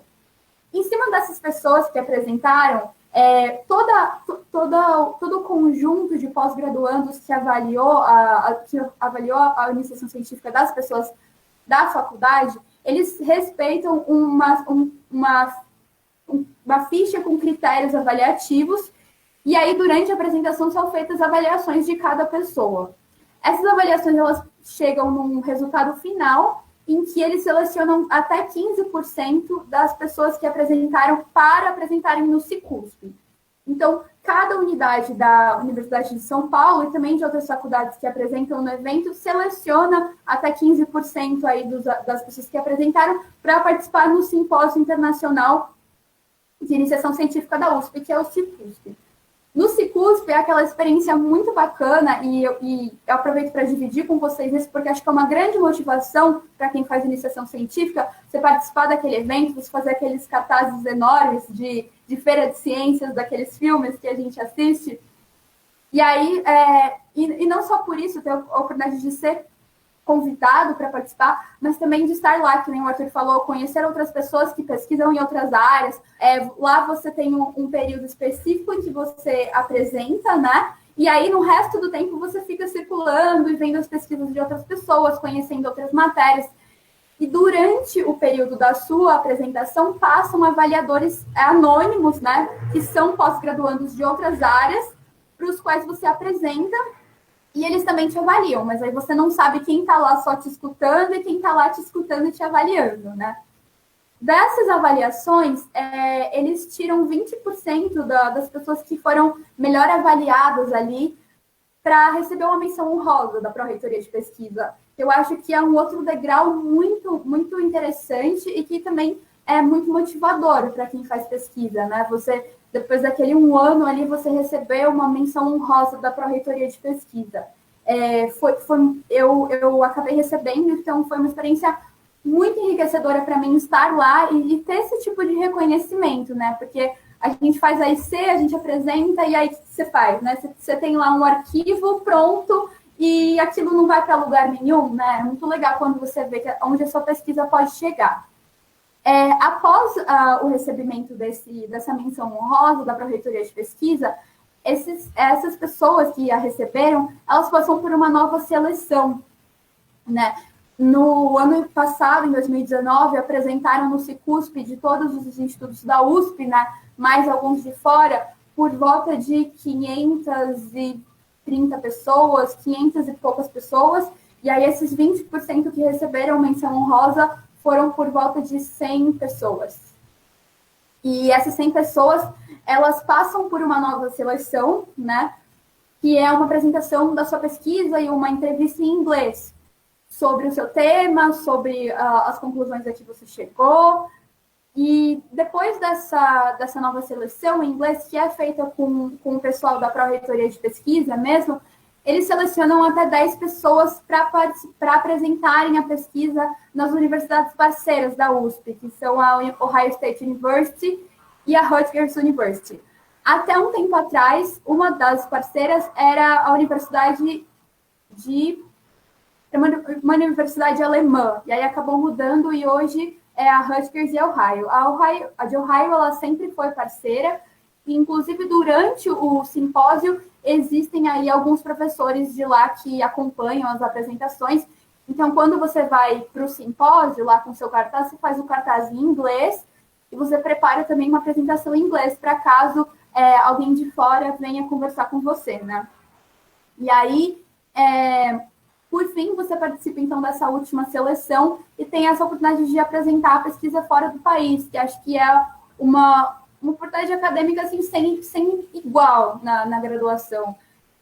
Eu fui uma das pessoas que recebeu, né, a minha viagem com tudo pago pela USP, pela Pró-Reitoria. E, enfim, é super legal, você participa de vários eventos lá. Eu, infelizmente, assim, digo isso pelo programa e pelas conversas que a gente teve com o pessoal, porque eu, infelizmente, não pude viajar ainda por conta aí dessa crise. Mas é uma oportunidade muito, muito, muito gratificante e que se eu soubesse de tudo isso quando eu comecei a pesquisa, porque foi uma coisa que eu ia descobrindo durante a pesquisa, e é uma coisa que realmente não é muito informada para nós, eu teria muito mais motivação, assim, para seguir, de ver, assim, até onde minha pesquisa pode chegar. E acho que uma coisa muito interessante que eu tirei disso depois, e que não depende de tudo isso que eu contei para vocês, é de tentar, após a entrega da pesquisa, conversar com os orientadores sobre a produção de um artigo em cima dela que possa ser publicado, ou também apresentações em outros eventos. Enfim, acho que a pesquisa de iniciação científica na graduação, ela abre muitas portas, é muito mais do que você conseguir 8 créditos, do que você conseguir aproveitar o tema na tese, na pós-graduação, mas é de você realmente se desafiar, se preparar para a tese, para a pós-graduação, com as quais eu lido com mais conforto depois dessa experiência, e de também, quem sabe, passar por todas essas etapas do Cicusp e conseguir apresentá-la fora do país. Acho que é isso.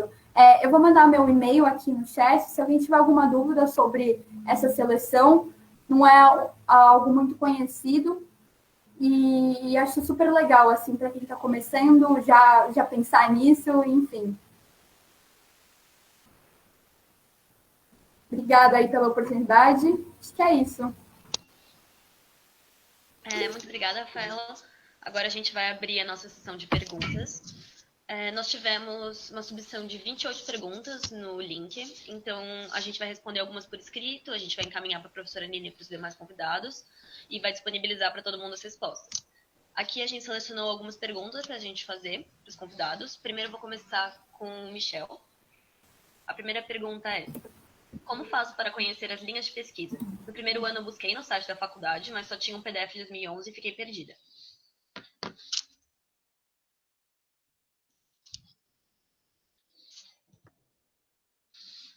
Meio você vai me passar todas as perguntas de uma vez ou uma de cada? O que você preferir, Michel? Tanto faz, o que for mais fácil para vocês. Acho para facilitar a compreensão das pessoas, pode ser uma de cada vez. Tá bom, tá certo. Então, a primeira é sobre linhas de pesquisa. Eu vou tentar ser bem breve, porque a gente tem um horário aí das 2, eu acho, né? Eu vou também deixar um tempo pro Arthur e para a Rafa responderem. A primeira, sobre linhas de pesquisa. As linhas de pesquisa do site da faculdade, infelizmente, estão realmente desatualizadas.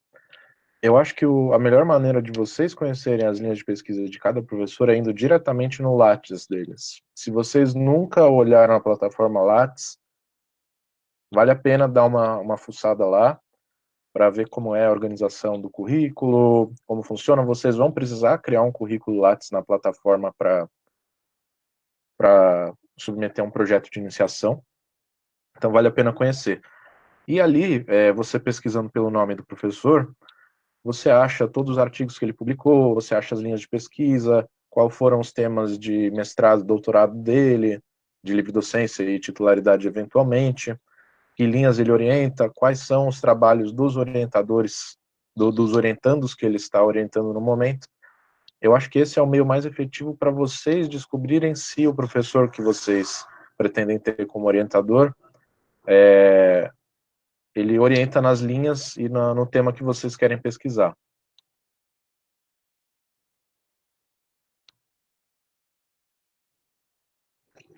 Muito obrigada. Próxima pergunta.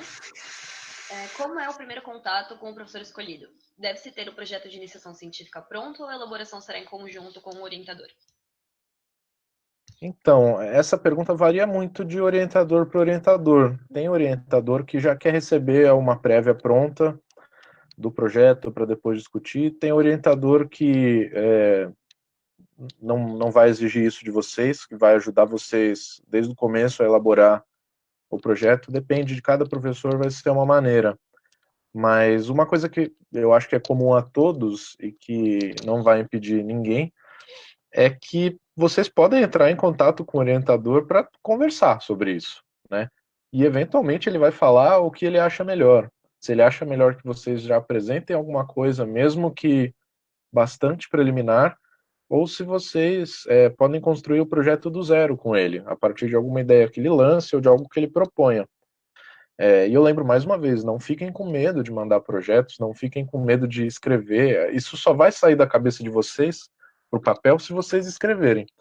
E nunca, eu acho que não aconteceu isso com ninguém na história da faculdade, de mandar um projeto e ele tá perfeito e você não muda nada e você não acabar recortando alguma coisa, acrescentando outra, porque no meio da pesquisa você vai vendo que alguma parte não vai dar para fazer, ou que está amplo demais, ou que faltou alguma coisa, ou alguma sugestão que o professor deu no meio e você acabou incorporando. Isso chama orientação, é exatamente isso. Então, não fiquem com medo de procurar os professores, podem ir falar com eles abertamente sobre isso, mesmo que eles não vão, podem não pegar na mão de vocês, mas eles vão deixar claro como é a orientação com eles, cada um vai ter o seu estilo. A terceira e última pergunta: como funciona o reaproveitamento da iniciação científica na tese de laurea? Depende do orientador aceitar? Queria começar no terceiro ano, mas estou com receio da época ser tardia. Tá, começar no terceiro ano, no quarto ano, no quinto ano, não vejo problema nenhum, né? A Rafa falou, nunca é tarde para você começar e vale muito a pena, de qualquer jeito, né? Eu no começo disse que a maioria tá no primeiro e no segundo, mas foi um chute, né? Tem gente no terceiro, eventualmente do quarto e até do quinto aqui. Mas nunca é tarde para começar, porque isso serve para a vida de vocês.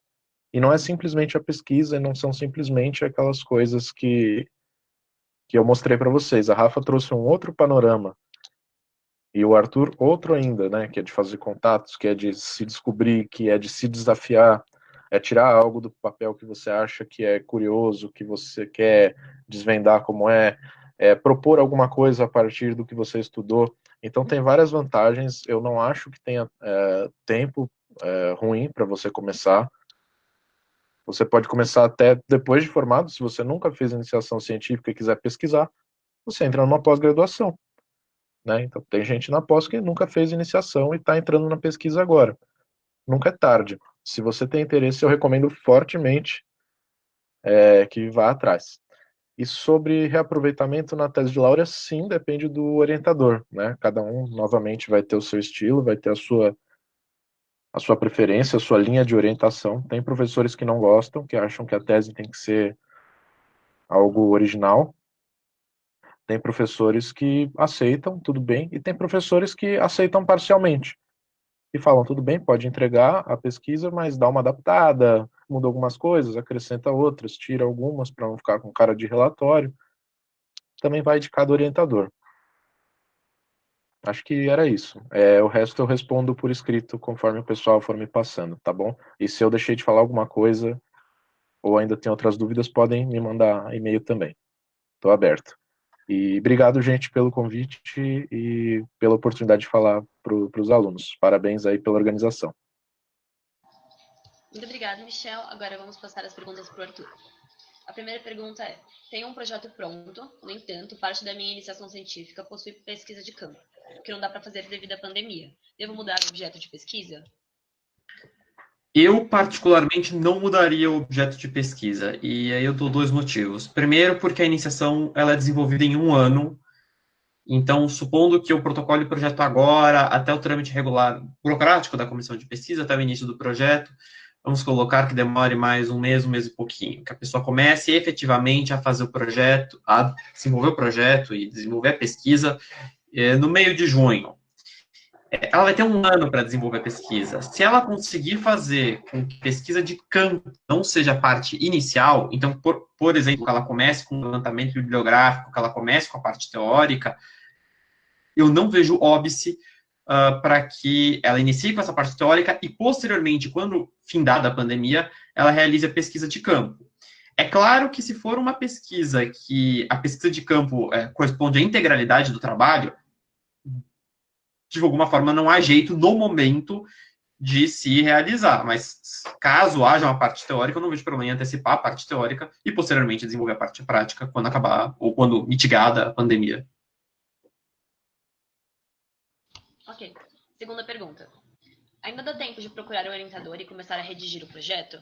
Tenho um tema em mente, mas precisaria delimitá-lo, conversando com o orientador. Definitivamente, a qualquer momento é possível encontrar um orientador e começar a redigir o projeto, a delimitar o tema. É claro que a gente tem uma dificuldade operacional agora, né? Você não tem o contato físico com o orientador, você não consegue fazer o corpo a corpo, o que é importante, mas de forma alguma, não há óbice. Eu comecei a fazer eu já tinha uma orientadora quando eu fui pesquisar um orientador para fazer minha segunda iniciação científica. Então, você consegue pesquisar a qualquer momento, você consegue encontrar um orientador a qualquer momento. É aquilo que a gente falou nos outros pontos. É necessário ter alguma adequação temática, o orientador pode, naquele momento, não querer te orientar por alguma questão particular, às vezes ele está sobrecarregado, mas é possível você encontrar um orientador. Não há um óbice temporal a isso. Terceira pergunta. Sobre o sistema de bolsas, caso uma pessoa comece a estagiar durante a iniciação científica, daria para abrir mão da bolsa e continuar com a pesquisa? Você consegue abrir mão da bolsa e continuar com a pesquisa, só que, pelo menos na FAPESP, isso acontece. Eu sei que provavelmente no CNPq deve ser igual, você precisa devolver os valores já recebidos. se você começar a estagiar no curso da iniciação científica, porque é um óbice contratual. Ok, muito obrigada, Arthur. Agora vamos passar para as perguntas para a Rafaela. Primeira pergunta é: como funciona o Cicusp? O aluno faz uma apresentação oral da pesquisa ou é possível apresentar o trabalho em outro formato? Bom, gente, o Cicusp é o seguinte, Desculpa.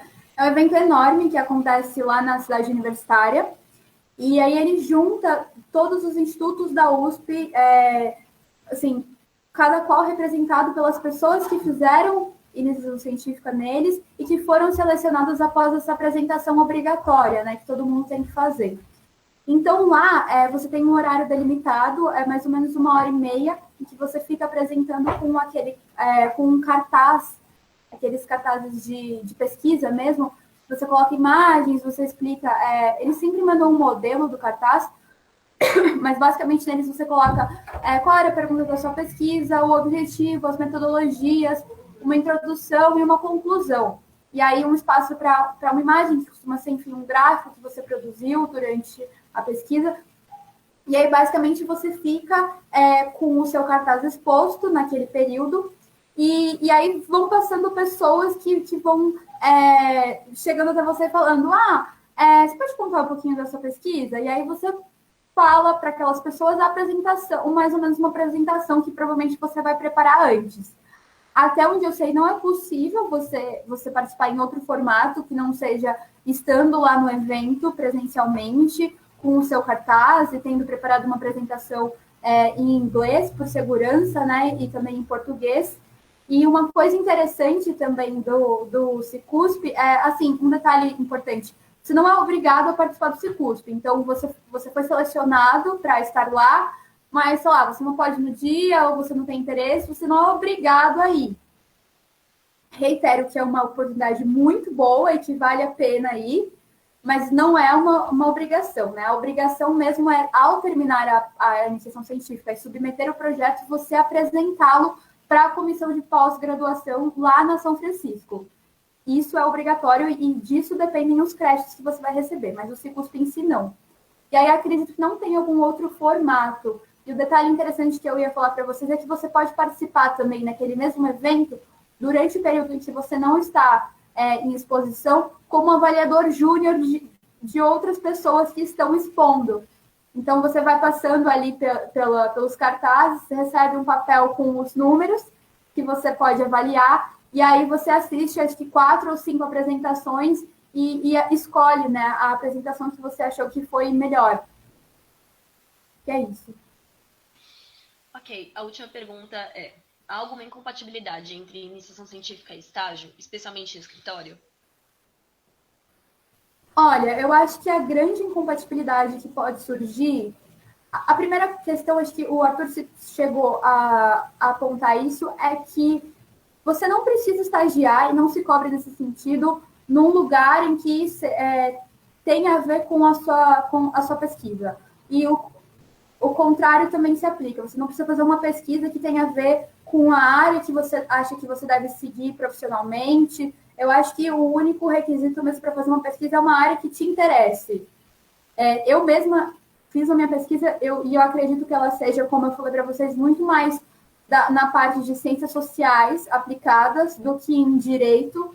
E isso, para mim, foi maravilhoso, porque me permitiu conhecer outras áreas do conhecimento, inclusive até um pouquinho da psicologia, que nem falei para vocês. E acho que a incompatibilidade mesmo é você estagiar num lugar em que a lei do estágio não seja respeitada, né? Você estagiar num lugar que não te permita pesquisar, no sentido de te cansar muito, você levar trabalho do estágio para casa, você ficar muito sob pressão. Então, eu acho que é tudo uma questão de organização e de também estar num ambiente de estágio, né, de trabalho que seja saudável. Acho que a única incompatibilidade é essa. Claro que tudo isso considerando que você queira seguir com a iniciação científica sem bolsa. E se você tiver a oportunidade de se programar para começar a estagiar, ou estagiar num lugar em que você queira ficar só 6 meses, de repente, ou, de repente, ficar 6 meses, metade de iniciação científica igual eu fiz e depois sair. E se você tiver essa oportunidade, né, financeiramente falando, é bom também, mas não há nenhuma incompatibilidade se não ser abusado lá no estágio. Obrigada, Rafaela. Com isso, a gente termina a nossa sessão de perguntas aqui para os convidados. Eu queria agradecer a todo mundo que enviou as perguntas no link. A gente teve 28 perguntas, então nós iríamos encaminhar essas perguntas aos expositores para eles que possam responder por escrito.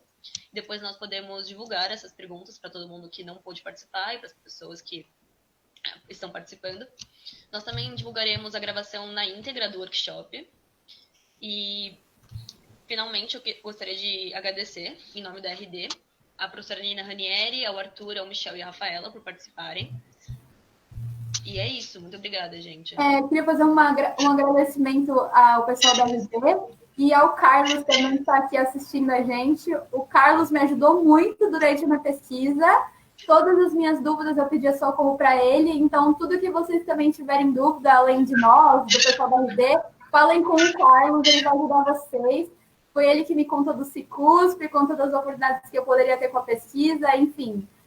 O Carlos foi ótimo em todo esse período e contem com ele, viu, gente?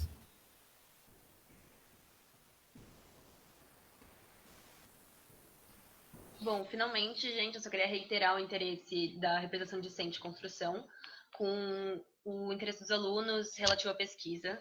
E eu queria agradecer de novo a todos que puderam participar e a todos os convidados também. Muito obrigada, pessoal.